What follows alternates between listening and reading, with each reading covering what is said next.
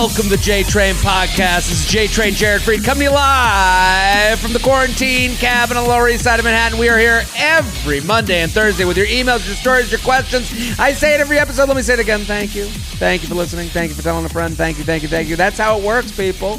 Listen, we're in the holiday season. This is the time to give. Give the gift of J-Train. That's right.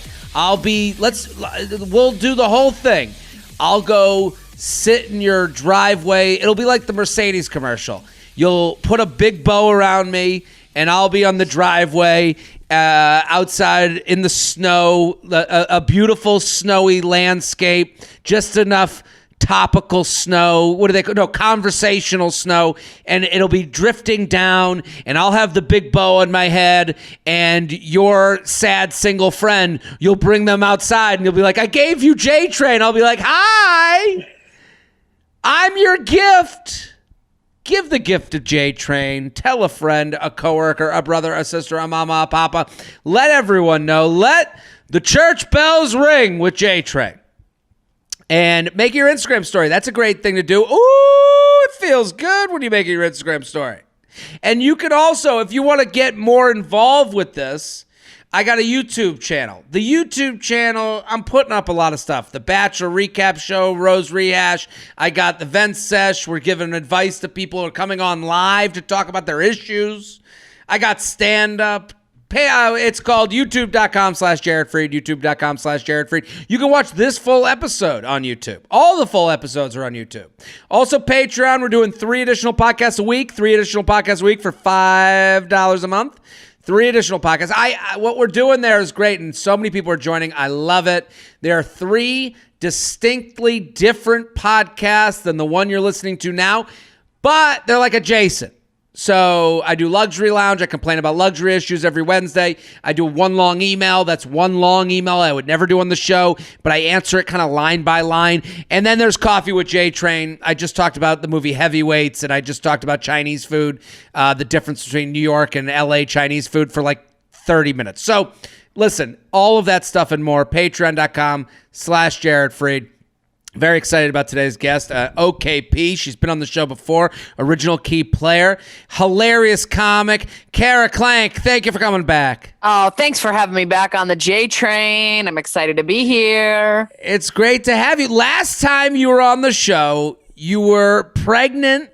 Yes. And you were at my apartment in Harlem. It feels like it was 7,000 years ago, but it was like, somewhat recent. January of 2019. So it was like, yeah, almost 2 years ago, I guess. That's crazy. So now you got a baby.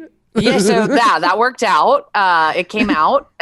She's great. She's like now speaks, and yeah. How is it being a mom? What is mom life like in a quarantine? What's it like? You know, it's good. It's like the first half of it was regular. Like I went back to work like pretty quick after she was born. I had a regular life. And then the second half is like I'm with her nonstop because of this fucking quarantine. Yeah. So it's good. You know, it's like, look, when you have a kid, it's like fucking Groundhog Day. I know people feel like that anyway, but it's like magnified with a child because it's like we get up the same time every day. We do the same things with her in the morning, like the same breakfast, you know, like the whole thing. The meals are scheduled. There's and then the baby doesn't go, well, I want a chef salad today. The baby's like, no, you're eating peas. Yeah, the baby's not like, hey, you want to drop in a car like hop in the car and let's just drive up to Malibu? Like, no, the baby's not doing shit like that. So like, you know, it's very like scheduled and Groundhog Day. But on the other hand, we like to try to think of it like we're spending time with her that we wouldn't have spent if we were, you know, employed and like out of the house. So it's good. We're getting to literally watch her grow every single day. It's literally watching grass grow. Yes, exactly. Now, I mean, is there anything that you like, is there days where you look at the baby and you're like, I never would have thought this was a thing? What do you mean? Like, I never would have thought. I don't know. Like, is there like a thing like are you changing it and you're like, oh my God, holy shit, the shit's huge. I don't know. You know, I don't know. I don't even know what I would think to expect with a baby. I would say my husband has moments like that, but I don't really, because I just literally, I'm the oldest of 6 kids. I've been babysitting since I was like 11. Like there's really nothing about kids that I didn't expect really, but it is relentless. I'll just say that. It's just like, it's never over. Oldest of 6 kids and being a woman, like I would say, like there's different, like I feel like, and I don't mean to like gender this or whatever, but it's like, I feel like, you know, if you're the oldest of 6 kids, but you're the brother, you're a dude, the mom's like, yeah, just shut up. Let your sister take care of it. I feel like there's an element, like you've been mothering these 5 other people your whole life, I would assume. Yes. Yeah, for sure. For sure. They definitely like called me Mom Junior and stuff. And like, I was definitely in that role. Do you have siblings? Do any of your other siblings have kids as well? Or are you the only one? My youngest brother. So me and my youngest brother, like number 1 and number 6, we both had a baby within 3 weeks of each other. Oh my God. Is he one of those people that's like he was ready for life to start? He's military. Ah. So, you know, him having kids at like 29, 30 is like basically like, you know, in the military world, that's like a grandpa having kids. Sure. Like. He's out of the military now, but you know what I mean? Like he got married at 27. Like that's like so old for them, I feel like. In New York and LA, there's like 27. Oh, really getting it together early. And then everywhere else in the country, they're like, yeah, that's the normal. That's what you do. Yeah. Yeah. So this is fantastic. So like, it's weird because I people who listen to this podcast know that I moved in with my girlfriend in the beginning of the pandemic. It is not in any way the same as having a baby, but I don't know life living with her without a pandemic. Yeah. Yeah, with like you two just heading off in the morning and going to do your own thing and then like meeting up at night. Today she was like everything. She basically had the moment where she's like, everything you do annoys me. You're messy, you're loud, you chew loud, you sing, you dance, you do TikToks, you're always tweeting, you never stop looking at your phone. She like went down like the whole list. And I remember, and I like looked at her, I was like, you should go back to work. And like, and it was like, she laughed and was like, there's no work. I was like, just go there. Just like do a trip. Like, man. Like you do have those, but I would assume like is there a moment where you go, man, what's a baby going to be like when this isn't going on?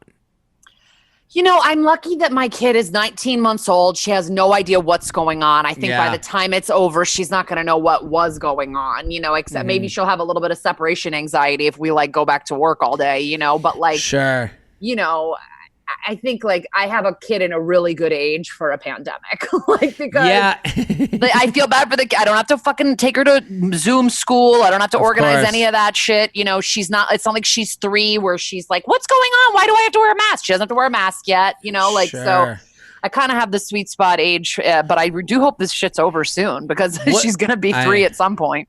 I hope so too, for your sake and for mine. But I will say I've thought about this. What do you think the worst age of kid to have during a pandemic is?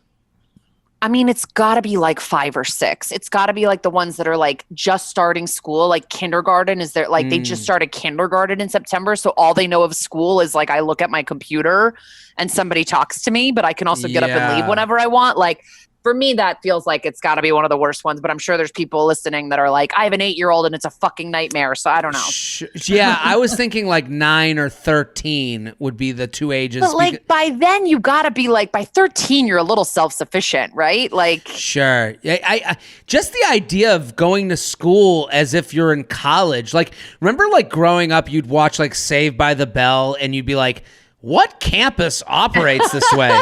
You know, like what restaurant is like on your school property? Yeah. Like where are you guys hanging out? Like where's the scene where you're waiting for a ride from mom in the rain? And it's like these kids are kind of operating the way I was operating in college. They're like, yeah, my first class is at 11. Like I would imagine they're like waking up and just rolling into class in PJ pants. Like I was doing when I was a freshman, being like, wow, yeah, this is how you live life now. Like, right? Yeah, no, for sure. So you have a podcast that I'm very excited to tell people about because I've already told them about it. You and Lisa Traeger are co-hosting a podcast. We got to talk about it. Another J-Train fave, I assume. She's an OKP. Lisa comes. Lisa's one of those people with an extra key to the house. Lisa's our Kramer. So Kramer shows up, takes a sip of OJ, leaves whenever she wants. So Lisa's been on the show forever, but you and her are starting a podcast together. It is out right now. What I want everyone to do, I want you to pause this episode right now. Get subscribed. It's called That's Messed Up. It's an SVU podcast, okay? So it's called That's Messed Up. And it's an SVU podcast. It's every Tuesday. And please, Kara, tell the people what you guys are doing. Because Lisa already explained it, but I want to reiterate because I know how big people who love SVU, people who love Law and Order are like Law and Order people. They could sit in bed all day. They could Grandpa Joe it and just fucking watch episode after episode. Yeah. So let people know what you're doing with the show. Yeah, so essentially it's like it is an SVU podcast because I'm obsessed with SVU, Lisa's obsessed with SVU, but you don't have to have seen SVU to listen to the podcast. Like because we basically take you through a recap of the episode and then we talk about the true crime that the episode was based on. So if you're just like interested in true crime or you just like think that we're funny, I guess, like I don't know what would bring you to it if it wasn't SVU, but that's okay. Like you will totally like hold your hand through the episode, and then we talk about the real crime. We interview an actor from the show, from the episode. It's amazing. And so we're interviewing like really interesting, cool people. Like we have Elizabeth Taylor's stepdaughter on the show. Like we have like really cool people that almost all the actors we're getting on the show are people. These have always brought me luck. Yes. Exactly. I think of that every time I hear Elizabeth Taylor. I don't know. This is the time of year. Do you have that memory? It is. It's a White Diamonds time of year. You're right. For sure. The White Diamonds commercial was this perfume commercial. It was from like 1952. And it was like her full Vaseline on the lens. Like it is you cannot even make out her face really, like because she's older. And it's black and white, I think, too, which doesn't help it at all. And she goes by a homeless person and drops diamonds. I don't remember that. Do you remember that? No, because she goes, "These have always brought me luck." That was the whole line. Yeah, no, I remember that line. I just thought she went up to a poker player or something. I didn't think she went up to like somebody who's gambling. Like these have always brought me luck. I don't think it's a homeless person. What's it called? White Diamonds? White Diamonds. Okay, because now we're going to get back to promoting your podcast, which I think everyone should go listen to. Okay, here's the commercial. I found it. I'm playing it. It better be a homeless person or I'm awful. But that's how... Okay, there's a plane landing. She's in a photo shoot. He's getting off the plane. He's mysterious. They're playing poker. You're right. Okay. Not so. I think you might be thinking of like a 30 Rock episode where Rachel Dratch like plays an Elizabeth Taylor like character and she does say these have always brought me luck and throws something at maybe that's like what you're thinking of. No, you couldn't have been more right. You thought that Elizabeth Taylor was chucking diamond earrings at a homeless person and going. That's what I always thought. I swear to God. Like, I'm watching this commercial, I'm going, because she's supposedly in, like, South America, it looks like, and there's a poker game happening al fresco. Listen, all of you go Google Elizabeth Taylor White Diamonds commercial. It'll come up. And she does take her earring off. She stops the poker game. It's crazy. She stops the poker game to, like, help a guy out that she thought was hot. Like, and the diamond is huge. Okay, so these have always brought me luck. I just remember that line. Brought me luck. Yes, it's iconic. Everybody should definitely check out that commercial. Yeah. So, but everybody we have on like as our guests, like for these interviews on the podcast, like they are people that you wouldn't necessarily, if I said their name, know who they were. But when you see them, you're like, I've seen that guy in 25 things, you know? So, and that the interview is only a small part at the end of every episode. But, you know, I think it's like we're on the Exactly Right network. It's My Favorite Murder network. So we hope that like true crime fans and SVU fans alike will be into it. It actually, the podcast launches on December 8th, but the trailer is out now. So you can go subscribe right now. Go get subscribed. It's called That's Messed Up, an SVU podcast. If you search Kara Clank, if you search Lisa Traeger, it's going to be all over my Instagram. I'll do a swipe up to the podcast so it's easier for you guys to get subscribed. Here's what I would say to reiterate your position of you don't have to be an SVU person or a Law and Order person. The whole point of Law and Order is that all episodes are pretty much self-contained. Yes, exactly. They're procedural. So if you're just taking us through an episode and SVU was ripped from the headlines, so they were taking real scenarios and putting them into this fake world. So if you're out there, you're like, I like a murder mystery, it's going to have the beginning, middle, and end. It's going to get tied with a bow at the end of the episode. You're going to get all the stuff you need to get into these episodes. So that's great. Yeah, you don't necessarily, you don't have to know, like, who's this character? Who's that character? I mean, like, they swap out some of the detectives and some of the judges and like DAs and stuff, but it's like, it's not really necessary to know the plot. Yeah, so everyone go check it out. And also, when you say, like, these are characters you've seen in other places, that's a big Law and Order thing. They were, like, plucking New York actors used to just, like, or still to this day, just kind of, like, get put into these shows, like kind of comics at some point where like everyone got an all for like 10 years there was a point where like every comic had a Law and Order like credit to their name.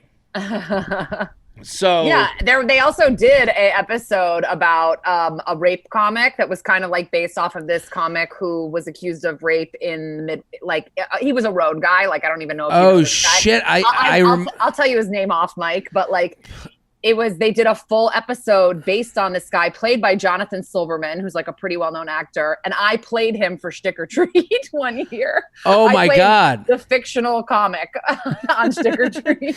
Stick or Treat is a Halloween show where people impersonate other comedians and do it in some sort of way that has a hook to it. So you're playing the fake comedian from That's great. Yeah. Perfect. So everyone go follow Kara. Everyone go follow the podcast. That's Messed Up, an SVU podcast. Let's do some emails. You ready? I'm so ready. jtrainpodcast@gmail.com, jtrainpodcast@gmail.com. Hi, Jared. This one's called Bad Timing Boo Thing. Okay. Need some advice. Almost a year ago, I met a friend of a friend while they were visiting town. The weekend was really fun, and afterwards he got my number, and we began texting casually over the next few weeks before he eventually came back to visit and quote-unquote sightsee with a few friends and hang out with me and my roommates. He lives about an hour away, and my mutual friend lives in another state for context. Okay, so they met through a mutual friend who was there, probably out of town. Does this all make sense? Yeah. I didn't feel invested enough to pursue things from so far away. I don't have a car, so logistically I knew this was going to be a lot. But I definitely enjoyed hanging out with him, and if we were in the same city, would want to see what happens. COVID happens, and we don't speak for a few months, and then I see he has a girlfriend 2 months ago.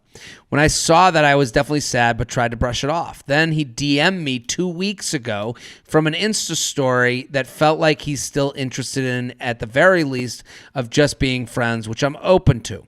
Feeling kind of hopeless and guilty that it took him finding someone else to realize it maybe is something worth pursuing. What do I do? Should I tell him my mutual friend to hit me up when he's single and try to see if we can be friends? Please help your girl out. Dating is a struggle for me. Thanks, Queen of Bad Timing. Kara, what do you think? Listen, I feel like, I mean, maybe you'll disagree with me, Jared. I just feel like we've all got enough friends. Like, I don't know that you're going to make friends with this guy during a pandemic. Like if you're just going to be friends that casually DM back and forth, I guess maybe you could be that kind of friend. But like, I don't know. I just don't think it's like worth your while. This is a guy that you've pretty much only had a hookup relationship with. They did hook up, right? They did hook up on like the sightseeing weekend and stuff. It sounds like she didn't say that. Oh, okay. But it seems like it's been insinuated because the weekend was really fun. Almost a year ago, I met a friend of a friend visiting town. The weekend was really fun. Afterwards, he got my number. We began texting casually over the next few weeks. He eventually came back to visit and quote unquote, she put it in quotes, sightsee with a few friends and hang out with me and my roommates. He lives about an hour away, and my mutual friend lives in another state. For context, I didn't feel invested enough to pursue things from so far away. It sounds like they hung out in a romantic fashion. I mean, I would maybe just like keep it to messaging or whatever, I guess, like being like LOL at like different shit that you're posting. And then if you see that he breaks up with his girlfriend, maybe the door could be open again. But I don't really see what the friendship would do for you. The friendship's out. Let's don't even that she's lying to us. This is the thing. When you say maybe there's kind of should I try and see if we can be friends? No. You just told us you're attracted to him and you're upset that he has a girlfriend. Let's own our emotions. Let's own what we feel. Let's own the fact you liked him. It didn't work out. Fucking sucks. Like, I think when you go into like, well, we could be friends. Now you're going in on a lie. That's not a friendship. That's you trying to worm your way in for the... No. Let's be a little bit more honest. I would also say that he is employing a move. He is employing a move that I've talked about here on this podcast before. It's called the hookup alley-oop. And what you do is while you're in a relationship, you keep these other people that you've had kind of would they, won't they's with aflame. You keep them back going. Pocket. You keep everybody in your back pocket in case. Exactly. Just in case. And I call it the hookup alley-oop because when your current relationship breaks up, you're basically throwing the basketball to yourself to slam dunk later when you're single. So when he writes to you, when she writes, then he DM'd me 2 weeks ago from an Insta story. That's just him keeping you as an option. On the hook. On the hook. He's just trying to keep you hot enough to eat at some later time. So I think when she says feeling kind of hopeless and guilty that it took him finding someone else to realize it maybe is something worth pursuing. That's not what happened. It wasn't like he was sitting there like, oh my God, I locked myself into this relationship and the right one is just fingertips away. That's not what this is. Right. Instagram is a very visceral thing. He saw your story. He said, ooh, you're hot. Let me send a message to let her know that I think she's hot and that I'm still here. I'm still waiting. I'm still someone that could be in her life. I'm still a friendly, so to speak. So should she tell the mutual friend to hit me up when he's single? What do you think about that? I don't know. I mean, now that you've heard what Jared said and what we've said, like, is that the kind of person that you want to be with? The person that's keeping you on the back burner? Like, sure. I don't know. That's what. So I that's kind of the point of why I said it, is because you have to understand. Don't be surprised by what people are. It's like I don't get offended by people when I know what they're doing. You know, so like know what he's doing. This guy's a guy on the hookup. He's in the hookup game. He's attached himself to someone else during COVID, which is pretty normal. And he's probably going to come back around at some point. And at that point, you're going to have to make a new decision. Is this someone but I don't think you're going to have to I don't think you should sit here looking out the window while it's, drizzling out, wondering of what could have been, Yeah, listening to Coldplay. Yeah, I agree. And I also just want to say, side note, that an hour away from you in New York is not that far. Like, if you, just in case another thing like this pops up, I mean, you living in Harlem, Jared, and I almost said J-Train. Jared, you living in Harlem, and I don't know, where did your girlfriend live before? I lived on the Upper West Side, and my now husband lived in Brooklyn. That's an hour. I mean, sure. I don't think, but I will say, I don't think people think of an hour in those terms. I think if you're on the island, you're on the island, and then if you're an hour away, you're an hour. You know what I mean? I think when she says an hour, it sounds like Fair Lawn, New Jersey. I don't think that's crazy. Is that bad? I'm like, if you have a hard time dating, if you just said at the bottom of your email you have a hard time dating, don't rule out people that live an hour away. Sure. I think there's a little bit of a revisionist history with her email. I think when she looks back on it, she's like, I didn't really want to pursue it because it was an hour away. Well, he could have pursued you. He could have said, I'm coming into the city. He could have said, oh, I'll be there in an hour. What's an hour to me? He didn't do those things. So let's remember, this is a dude who wanted to hook up with you and then found someone that he ended up in a relationship, and he's still trying to hook up with you. So let's not glamorize this guy. Let's pull it back, move on to new people. If he comes back into your life, you have to pull his file and reread it. And the file on the file, it says, this is a dude who was reaching out to me while he had a girlfriend. Yes. And don't feel guilty yourself. You've done nothing wrong, I think. No, you've done nothing wrong. Also, don't feel guilty that you lost the one. He was a nice time that it was easy to be a nice time with. The J-Train podcast is brought to you by Truff. Ooh, I love Truff. Truff is a amazing hot sauce. It's truffle hot sauce. That's what's going on here. And it is delicious. Spicy enough to be spicy, sweet enough and truffly enough to be put on anything.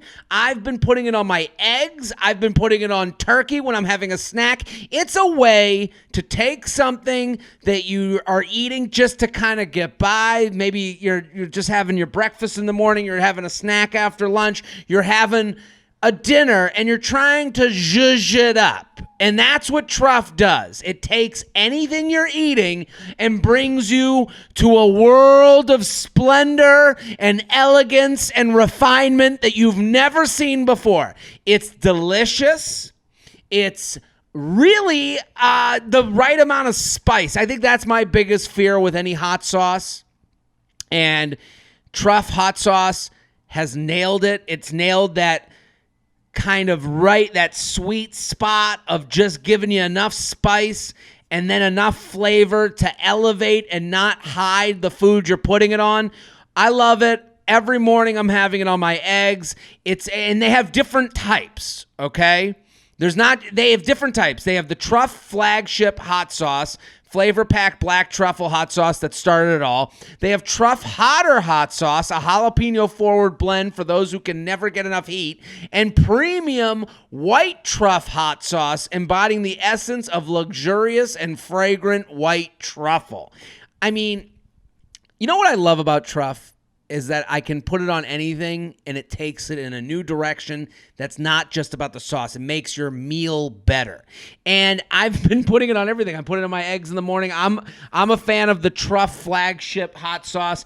And you know what? You can also get a little travel size to put in your bag. You can be just like Beyonce, girl. A little hot sauce in your bag. You can pull it out. You'll be the hit of brunch. I can tell you that right now. You pull out this hot sauce mid-brunch, mid-Zoom, cocktail hour, mid-flight. People are going to go, what's with this person? That's a confident, amazing person. I'm a huge fan of Truff, and I want you to go give it a try. So see for yourself why Truff is the biggest hot sauce on Instagram and TikTok. You can get 10% off site-wide when you use promo code JTRAIN at truff.com. That's TRUFF.com. That's 10% off everything, including the White Truff VIP box and Truff Variety Pack, just in time for the holidays. I'll say this. It comes in a beautiful packaging. So you might be hearing hot sauce, I don't know. If you have a friend, and we all have the spicy friend, the friend that's into spicy stuff, can't get enough. We all have that friend that's putting hot sauce on everything. This is the gift for them. What a wonderful idea for the holidays. It comes in a beautiful packaging. You put the card on it, it's done. You're done with holidays. So you can get all of this with 10% off at truff.com. Promo code JTRAIN. Truff, TRUFF.com. Promo code JTRAIN. Just shop at truff.com. That's TRUFF. F as in fantastic, because this hot sauce is fantastic. Truff.com. Use promo code JTRAIN for 10% off. The J-Train podcast is brought to you by American Giant. As we all continue to navigate changes into the new year, we need to come together and support our communities. It is a great time to be supporting the men and women making stuff in this country. Did you know that in 1960, 95% of all clothing was made in the USA? Today, only 3% is made here. American Giant has built a 100% USA-based supply chain. They've got relationships to factories, workers, and communities at every step of the process. This ensures the highest possible quality. This is a sweatshirt you will own for years. So I have the American Giant sweatshirt. I love it. It is a durable, warm sweatshirt to be worn on flights and walks to the grocery store. And if you're dealing with tough weather, American Giant is going to get you through. I have the sweatshirt and it's really great. And you know what I like about it? Other than it's a American-made, 100% USA-based supply chain. Other than it, it's durable, it's warm. What I love about the American Giant sweatshirt, it feels like it's hugging you. And right now, we're all getting less personal contact. We're getting less touch, person to person. We all need a hug. Well, let the American Giant sweatshirt hug you, because I put it on and I was like, oh, ooh, this is like, it's like a grandma holding me. It was really beautiful, and I want you to go try it. American Giant has a great deal just for my listeners, and American Giant makes a great gift. Get 15% off your first order when you use promo code JTRAIN at American-Giant.com. Let me say that again. 15% off when you use code JTRAIN, American-Giant.com. It's a great gift for the guy in your life, anyone who likes a hoodie, anyone that likes to be in that comfortable hooded sweatshirt that you like to steal from him. This is a great gift. 15% off when you use code JTRAIN at American-Giant.com. JTrainPodcast@gmail.com. JTrainPodcast@gmail.com. Here with Kara Clank at Kara Clank on Instagram and Twitter. That's messed up. That's the podcast. Go. Subscribe right now. You're like a radio DJ, Jared. I love it. Listen, you're like a zoo DJ. I love it. Kara, the Sip My Coffee Mark Maron interview podcast already exists. Exactly. I couldn't do that. I had to do me. And listen. It's great. It's great. How awful is it though when you go on a podcast and then like they go, and that's our show, and then they go, oh, what'd you have to promote? And you go, this is the whole fucking reason I came here. You're amazing. You're making sure that people are saying my podcast name in their sleep. I love it. I believe in compensation. I believe in people posting on their Instagram stories. I believe in people supporting the sponsors. I believe in people following me on Instagram. I believe in, if you watch all my Bachelorette stories and you don't follow, I believe you have stolen from me. That's how I feel. I don't watch The Bachelorette, but you are how I kind of am into it. You and Megan Gailey are sort of how I get into it. And it kind of, it's like, it's helpful for me to be just on the fringes of knowing what's going on The Bachelorette without watching it. And I appreciate that. I appreciate your appreciation, because I do understand that, like, I think also for a lot of people with The Bachelorette, like, it is like a meal that they're too guilty to eat. And I think when you look at it with a fun eye, as I try to look at it, I think it gives people it allows people to get into it. I do believe that. It's the way I feel about Housewives. You know, I'm sure it's like the same. Totally. I can't add another thing to my roster right now, but I'm sure I'd love it. Did you try the Salt Lake City one? Oh, did I? I devoured it. I did not just sample it. I loved every second of it. So I watched. What did you think? So I liked it. There's a point where it felt like I went to the Mormon Zoo to look at the exhibits. Do you know what I mean? Like, only one of them is Mormon. I know, but some of them are like, ousted from the community. Yeah. There's a couple ousted. There's actually two ousted Mormons. There's a converted to Muslim Mormon. Yeah. It feels like it doesn't take a lot to get ousted from the community. It feels like excommunication comes pretty easily to them. But it does. What I notice also is this. It feels like with the Salt Lake City one, more than like New York, I think I've watched the first 3 seasons in New York, and my feeling on it was always that these people were the most real, like with the show. Like it was actually their life and actually how they acted, and like the whole Jill Zarin, Bethany Frankel thing was very interesting to me. Yeah. But with these people, it feels like I'm watching all the mothers that don't tell you how bad their kids are. Like it feels like they're all lying to my face with a smile on. The thing is they're very performative, because there's no way to get like virgin people anymore. Like the way you're right. New York, it was a new show. Nobody really knew what it was. And now it's an institution now. Everybody knows what you got to do to be a good housewife. So it's almost like we're jumping in at them with like almost like season 5 is their first season. They're like, they know where the cameras are. They know what their stories are. Like they know exactly who they have to antagonize to like get like, more camera time. Like, you're absolutely right. We have to just sort of accept that, because I don't think we're going to get a brand new, what is this? Like just navigating this new reality show world. Like, everybody fucking knows what it is now. Yeah. And then also I need to know their wealth. Well, I'm like New York. New York, none of them are like that rich. Before Bethany sold her company, like none of them were that rich. I didn't think. Well, I did think that they were like, with those first 3 seasons, because that's all I have to go off of, was like, I understood what their wealth was, whether they were that rich or not. I was like, okay, they have a Hamptons house. I kind of know what like where they are in societal ranks. It's really difficult in Salt Lake City because you're like, I don't know what the standard of living is there. Like, I don't know what the general costs are. Like, you know, totally. Like to me, like, do they all build their houses in like as an ode to the Mormon church looking thing? Like all the houses look like churches, and like one of them, like the woman whose husband is the coach, I went and looked him up. He's like the assistant cornerbacks coach. He's not the head coach of the team. At like the University of Utah, which I don't even think is like a huge football school, is it? This is the other thing. When you're University of Utah or you're like Penn State or whatever state school you are, you're usually the highest paid person by the state. So, so like they do make a lot of money, but I'm like, but her lifestyle seemed as though it was so much grander than I could ever even imagine. Like it felt like they were all billionaires, but no one worked. I just didn't. So that, again, like placing it into context. I feel you. I totally hear you. We'll figure it out as we go, I think, like a little bit more. Because, you know, you can judge a lot over like how they vacation, where they decide to go on the big trips, blah, blah, blah, you know, like whether they fly private, like who's in first. Sure. You know?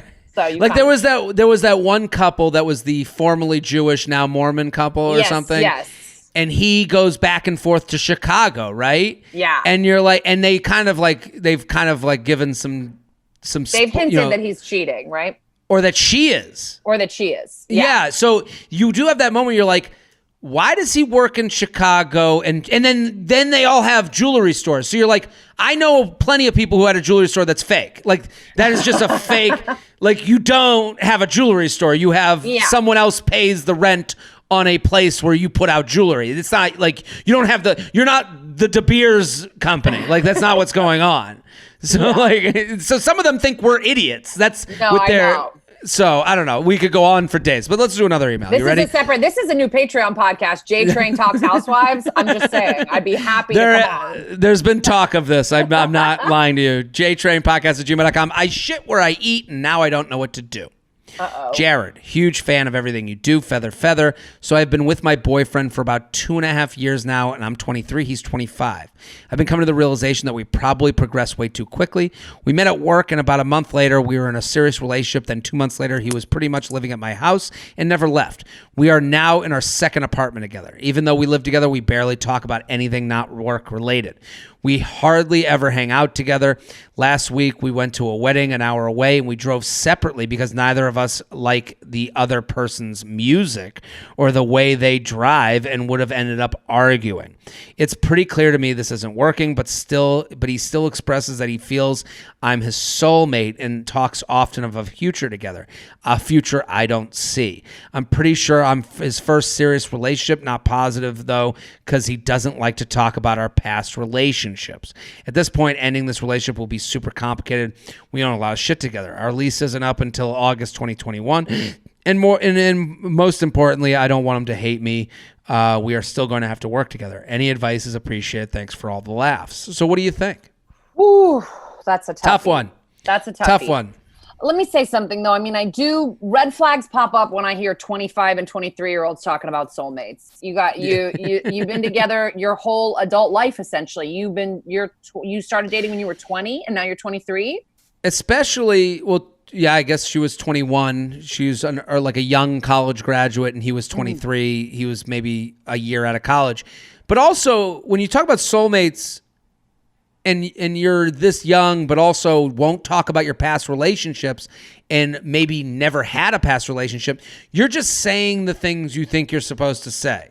There's a point where you're reading the lines in the script. Like this guy going, you're the one for me. You're the only one. Like those are all lines. If you're taking separate cars and they're saying you're my soulmate to an hour away wedding, like, okay, the actions don't step in line with the words. So the fact that you guys can't compromise or respect each other's music for 1 hour is a huge red flag to me. Huge. If you're going on a huge road trip, maybe that's like something different. This is 1 hour that you guys cannot respect and sort of like find joy in like time with each. If you don't like each other's music, just talk for an hour. Like or listen to a podcast. Listen to the J Train podcast or That's Messed Up. Yeah, every Tuesday on any podcast app. We're the perfect podcast for an almost broken up couple, both of us. That's right.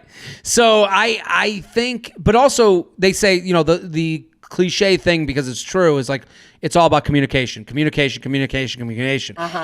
even communicate on the music, and then when he does communicate, he does it in lines that are written in a fairy tale. So that is him. Sometimes there's such a thing as fake communication. You're my one. You're my best friend. Sometimes people just say things to see your reaction to it, to be like, you're the one, right? Like there's almost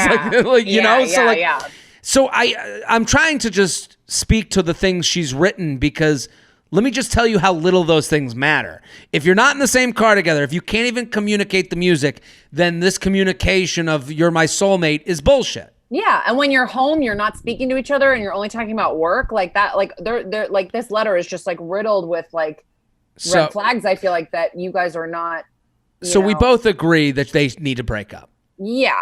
I understand that it is like the property of it all is really difficult, but like you'll figure it out. You guys will split up furniture. I think you should start investigating how you can separate your life from him, That's good advice. I think like investigating like storage units, walk around with one of those like accountant's hats with the green bill as you're like, dividing all the assets. Like but I do think like, I want to make sure we reiterate, we both think this relationship is done. And I think that's like when you go, let's make a list of the things, how they should go. First, it's the relationship, then it's work, then it's your apartment, then it's the lamp. Okay? And sometimes that's helpful because because right now I got this apartment and we work together, and the relationship and we don't talk. And no. The relationship first, the work is second, the apartment's third, the lamp is fourth. So fine, we've just made the list for you. Now you have to have an adult conversation. You're 23, you want to be an adult. He's 25, you want to be in a serious relationship. Well, now it's time to get serious. Hey, this isn't working for me. And don't speak for him. Don't go, you don't talk to me in the car. You do that. No. I'm not happy in this relationship. This will not be the one for me, and it's not the match for me. It's not the romantic match anymore. I have fully enjoyed myself. I feel like I've become an adult with you. I appreciate our history, but I don't see a future for me. Mm-hmm. Now, the next part of the conversation is, you're going to have a long conversation about that, but only keep it at the relationship. Then it becomes, what are we going to do about work? How do we interact with each other knowing we're working together going forward? What's going to make you feel comfortable? What's going to make me feel comfortable? Again, let's negotiate. And they're not good at communicating, so this is going to be hard. Yeah. And then it goes, okay, the apartment. We're not done until this. Do we want to look for sublease? Is there a friend you can have move in here? See how it gets easier the minute we made it 1 through 4. Prioritize that list. Yeah. You got to, because I feel for her. I understand all these things are hard, but the minute you go at this point in the relationship, we be complicated. Then you talk about like all the shit you own together. Like that means you're out. That means it's over. Yeah. You're not going to stay in a bad relationship for a fucking futon. Like you guys can figure it out. Like, you divide stuff up, like you sell a bunch of shit and divide the money. I mean, it's like it does in a lot of ways, like the way people are now, because we don't live with our parents anymore until we get married. We move in together. Then it does feel a little bit more like a divorce when you break up. And that's just the way it is. But it's stuff. It's just stuff. Like you got to prioritize your happiness. I think that Jared's completely right about this list. Yeah, it's very difficult because of exactly what you just said. Like it feels like, and I used to date a divorce attorney, and she would say when she would call like a marriage without kids that would get divorced a fancy breakup. And I would say that this is just below a fancy breakup. Like, this isn't easy. And if anyone's just like, just break up. No. They're fucking delusional. This is a much longer and a more involved conversation it's going to take as much work to break up as it is to fucking get together to this point. So it's time. J-Train Podcast. You got to rip the Band-Aid off. It's time. The J-Train Podcast is brought to you by Rothy's. This season, give the gift of comfortable, washable, sustainable shoes and bags from Rothy's. Rothy's shoes are incredibly comfortable with zero break-in period thanks to their seamlessly knit-to-shape design. It's no surprise that Rothy's best-selling shoe, the Point in Black, has over 3,000 near-perfect reviews. Spread some holiday cheer with the newest Rothy's styles like winter-ready shoes, brand new bags, and washable masks. And with a Rothy's gift card, you can let your loved ones pick the perfect present. I have gotten Rothy's for my mom. She loves them. This is a great holiday gift because you know what? People, what they want for gifts and what I want as a gift is something that's usable, something that works into my life, something that is useful. And that's what I would call Rothy's. Rothy's can be worn anywhere. It doesn't look like you're too dressed down or too dressed up. It's that perfect in-between shoe. They're wearable right away. They're comfortable. They have winter-ready shoes. This is the answer to all your gift-giving problems. Because right now you're thinking, I want to get them something, but I want to get them something that they like and that they'll use. Rothy's is it. And it comes in an ever-changing array of colors, prints, and patterns. Rothy's are available in a range of styles. Especially with a gift card, that's a great way to say to someone, hey, this whole site has great stuff that you're going to need and use. Rothy's shoes are seamlessly knit with thread made from plastic water bottles, so they're ultra comfortable as soon as you slip them on, and that's right, zero break-in period. Find out why Glamour named Rothy's one of the top gift ideas you can't go wrong with, and why Allure says Rothy's is the eco-conscious gift you'll see on every list. See, this is a gift giver's dream. Check out all the amazing shoes and bags right now at rothys.com/JTrain. Go to rothys.com. That's rothys.com/JTrain. Style and sustainability. These are the shoes you've been waiting for. Head to rothys.com/JTrain today and slip into something you'll feel good about. The J-Train Podcast is brought to you by Figs. Figs is celebrating the awesome healthcare professionals putting themselves on the front lines this holiday season. They're the new icons, the risk takers who are doing more than we can ever imagine, whose game never stops. Figs makes the perfect holiday gift so these heroes can conquer the most challenging 24/7 game there is. I'll say this. I am DM'd about Figs more than any other sponsor that we have. The people that work in the healthcare profession, the frontline workers, the people that have to put on scrubs every day, if there's someone in your life that wears scrubs, they already know Figs, they already love Figs, and they know it as the high-end item. So right now, I am so excited to give you some free money towards giving someone in your life that could use the Figs a great gift that they're going to go, oh my God, Figs! That's how they're going to react. That's how they react. What? They're going to do that thing with their voice. They're going to do that screamy, half-scream thing. What? You did it! Nah! That's what they're going to do. Because Figs are scrubs designed for comfort, safety, and functionality. They're basically...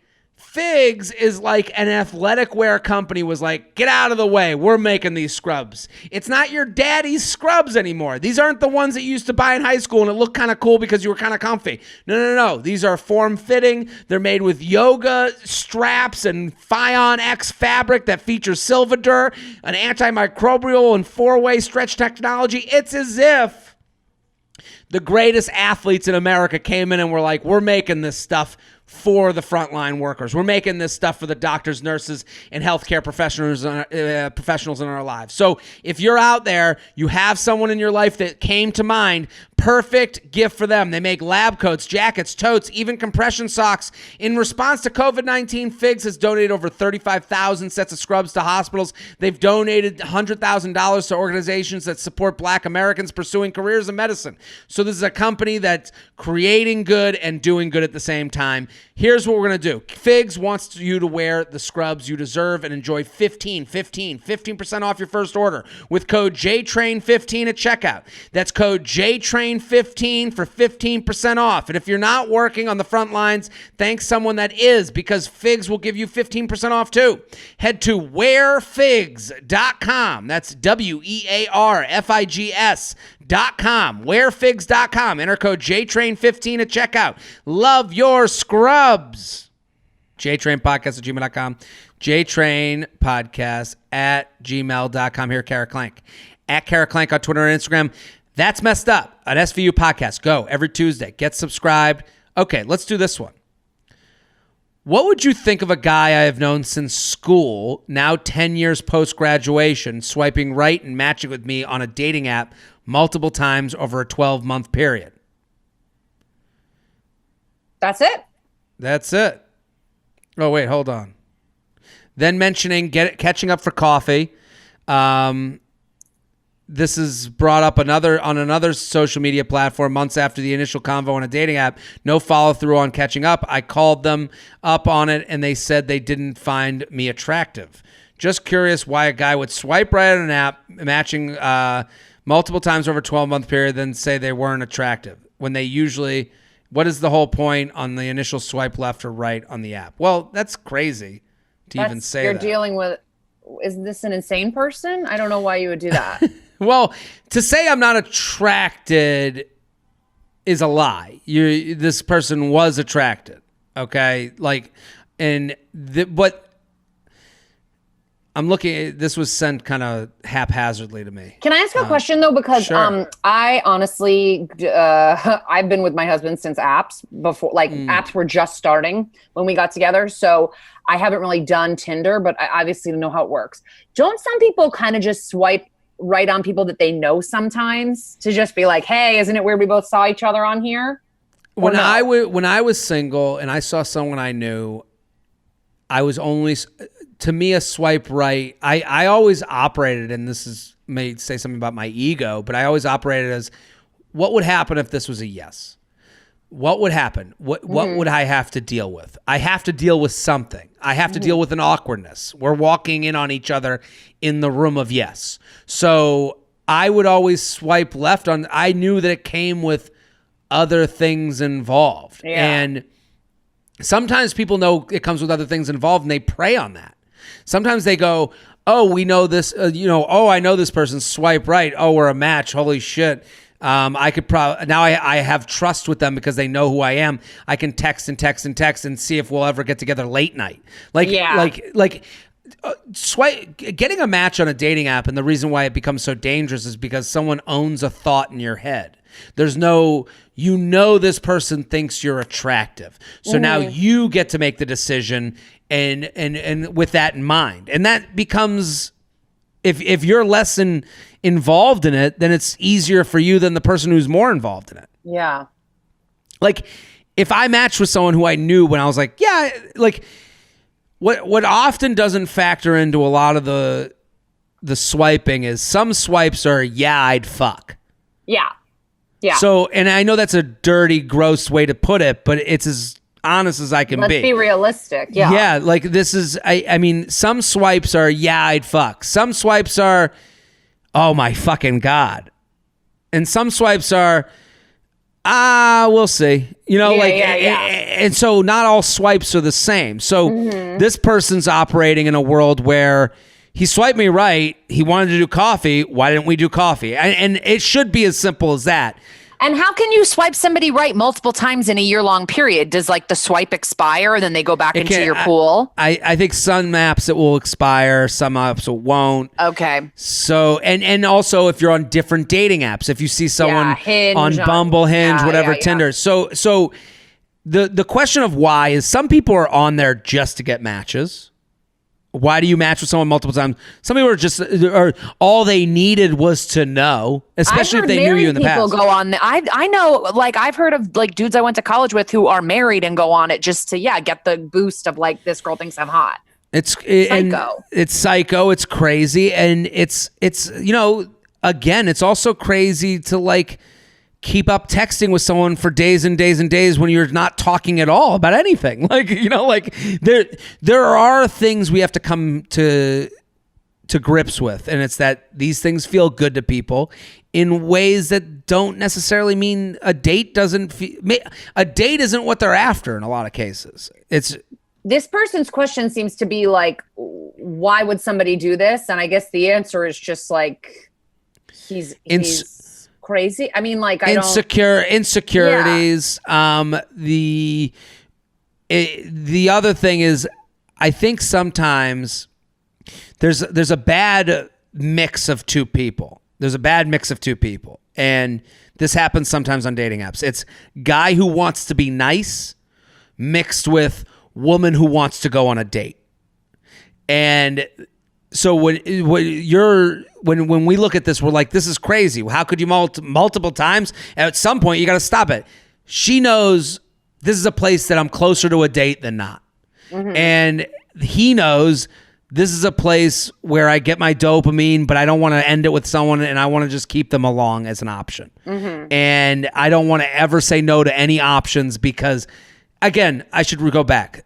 It's guy who wants options and woman who wants a date.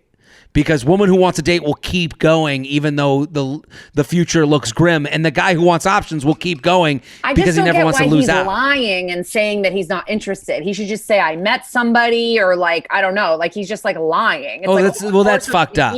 Like, yeah. You're like, multiple times you didn't accidentally swipe right. Like he's lying. He's lying, and also there's also the thing where it's like, she's like, when's the coffee? Yeah, I thought we were going out. And he's like, I just got to get out of this. And he just says like the meanest, horrible thing. Yeah. To like, and it's like, I'm not apologizing for it. I'm just explaining it, No, yeah. jtrainpodcast@gmail.com, jtrainpodcast@gmail.com. Here with Kara Clank, @Kara Clank on Instagram and Twitter. Go follow, go get involved. The podcast is called That's Messed Up. Every Tuesday. It's an SVU podcast. Get involved. It's going to be huge. You're going to love it. You can subscribe right now. Let's do the last email. You ready for one more? Yeah. Okay, I send it to you. Mm-hmm. Let's do it. I'll read it, and then we'll do the text. Great. Dearest J-Train, I write to you as I lie awake in bed, unable to sleep because of a situation I'm in. I went on a date with a guy mid-October that is friends of a friend. Is a friend of friends. Side note, we drunkenly hooked up in February, but nothing ever came of it because of COVID. He's been in my DMs ever since, but I never really thought anything of it. Well, what's not the thing? Okay. Mm-hmm. He asked me out in October. He was finally back from quarantining in Southampton. And maybe he's on one of the Real Housewives kids. Yeah. And we had a great first date. He's 32. I'm 27 for context. He ends up staying the night, and we have sex again, sober. Not sure if that matters. We text for a week, and then the convo dies. I reach out to him to invite him to my Halloween party. Not COVID appropriate, I know. He says he'll come over and later follows up asking for details. He does not show up, so I text him. He texts me the next day saying he stayed in because he was wiped from work. Convo dies again, so I text him the following day. Before he responded, I go stalk him on IG since I had been taking a while for him. Since it had been taking a while for him to reply, and I noticed he has a story. It's important to note I have 2 Instagram accounts, one for business, one for personal. I noticed that he has blocked my personal account from seeing his stories. He doesn't follow my business IG. So my question is, why did he block me from his stories? His story was him posting commentary about NASA/SpaceX rockets after I had texted him. Also, can I confront him about this? If so, how? Thank you for all you do. So she attached a text. Let's read it. I don't know how this relates, but let's read the text. I'll be you be her, I'll be him. And him is blue? Him is black. You're. I say, hey, I'm starting. Okay. This is her. Hey, want to grab dinner sometime this week? So she sent that at 4:45 p.m. and at 10:35. I guess dinner's not happening tonight. Hi, sorry for the late response. I've been studying all day. I'm back in Southampton, but might come back next week, so I'd do that.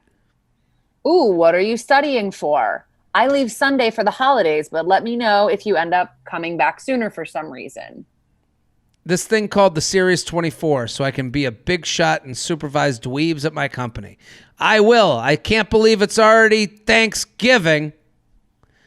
It's okay. Okay. So this text.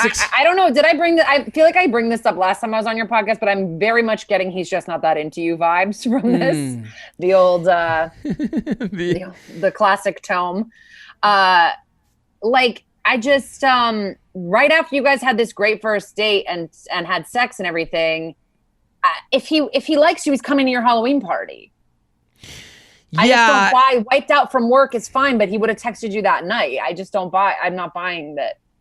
This guy is classic keep you as an option guy. Yeah. And you can tell because here's the game. Be unoffended and totally nice and make half promises for the future. Mm-hmm. So, and he does that. He does that in his text. His text tells me everything I need to know. And the reason you're blocked on Instagram is because he doesn't want to ever get called out on the timing of his text. Hey, want to grab dinner this week? Sorry for the late response. Yeah, he gave the late he's doing things on his schedule. He wants you a convenient option. It's always going to be on his schedule. It's all be on his time. I'm back at Southampton, but might come back next week, so I do then. Again, he's agreeing to all conditional. He would go on a date hypothetically, but only if he comes back. Yeah. And look, you can't see his Instagram story, so you don't know where the fuck he is. And you just think, I guess he's not posting. I guess he's not a poster. So he's just living in this world where he's wearing a costume of a nice person who's trying to date you. And that is it. His texts tell me everything. I'm the Series 24, so I can be a big shot and supervise the dweebs in my company. I will. I can't believe it's Thanksgiving. We're all having fun. Yeah, it's just inoffensive, really like nice, polite, like bullshit. Yeah, and he's texting that to 6 other women at a maximum because I don't think anyone has time for more than 6. But I'm saying he is texting that to other women too. He has other people he's met on the dating apps. He has other people that he's DM'd. He has other people. And when you say, oh, well, COVID got in the way, I never thought anything of it. He thought of you.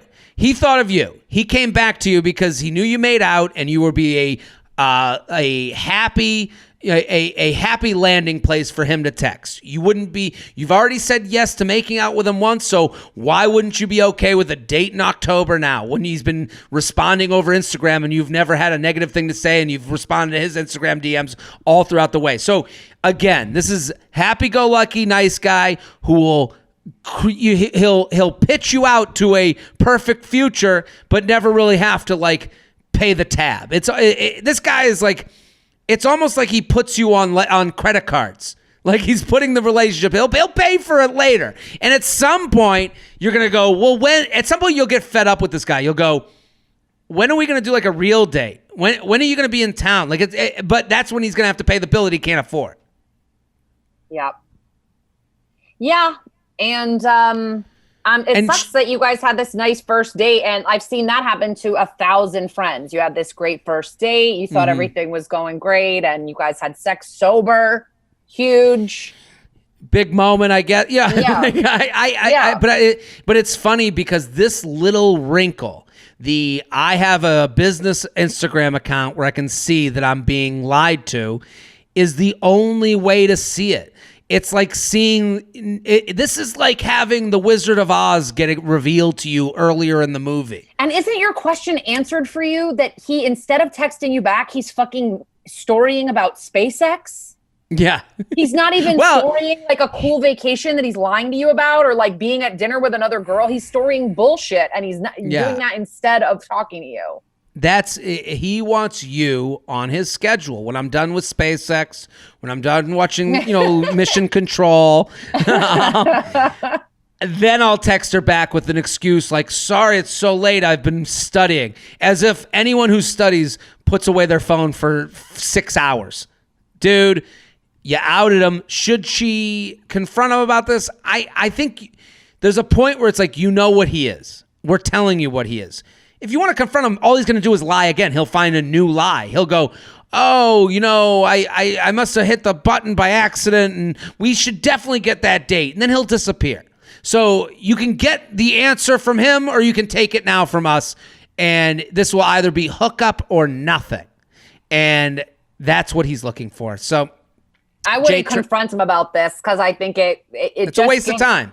It gives him fodder to be like, she's crazy. She has a dummy account and is stalking me, whatever. And you're not crazy. Hey, listen, I know plenty of people who have business accounts where they'll message me from the business account, like a DM, to my stories. And they'll be like, oh, it's my, oh, sorry, this is my business account. Oops, whatever. And it's like, yeah, people have that and you make mistakes. I get it. But also, you're not crazy.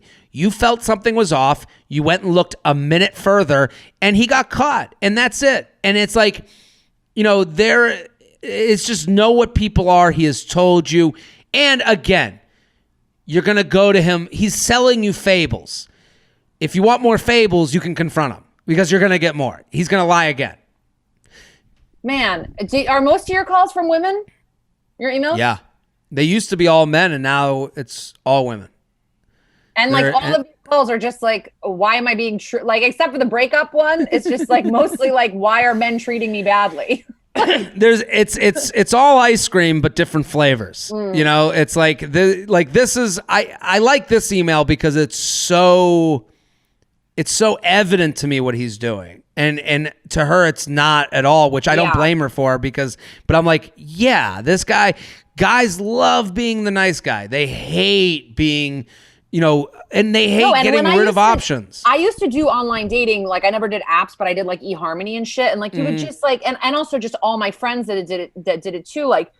Just constantly there would be this guys that just don't reach out to you for a while after you have what you think was a great date. And then 5 weeks later, they reach out oh, hey, what's up? Sorry, my grandma passed away. I'm just wondering what you're up to. And it's it is truly always think of it as they have a little revolving fish tank of women that they're trying to feed a little bit of fish to all the time. I once heard, and I've said this on the podcast before, that men it's a very male thing to experience the one that got away because women will give it a shot. Women will invest, will dig in, see what this is, figure it out. And a lot of men are just no, right now I'm just trying to, feed as many fish as possible, just like you said. And then they realize, oh, this girl was the greatest girl I could have been with. Yeah. That was the match. So listen, jtrainpodcast@gmail.com, jtrainpodcast@gmail.com. Kara Klank, thank you so much for coming on. This is fantastic. Thank you so much for having me, Jared. It's always so fun. Always a blast. Everyone go follow Kara @Kara Klank on Instagram. That's Messed Up. That's the podcast. That's Messed Up. It's a SVU podcast. You're going to love it. Get subscribed. I'm Jared Freid. We are here Mondays and Thursdays with your emails, your stories, your questions. Keep telling your friends. Join the Patreon. I love what we're doing on Patreon. It's a totally different show. Patreon.com/Jared Freid. We'll be back next episode. Boom. Don't forget to like the video you just watched.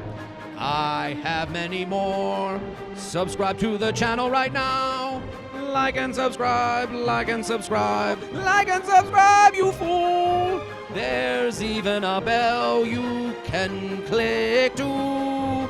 Now you've got your week set Monday through Friday. I'm here for you.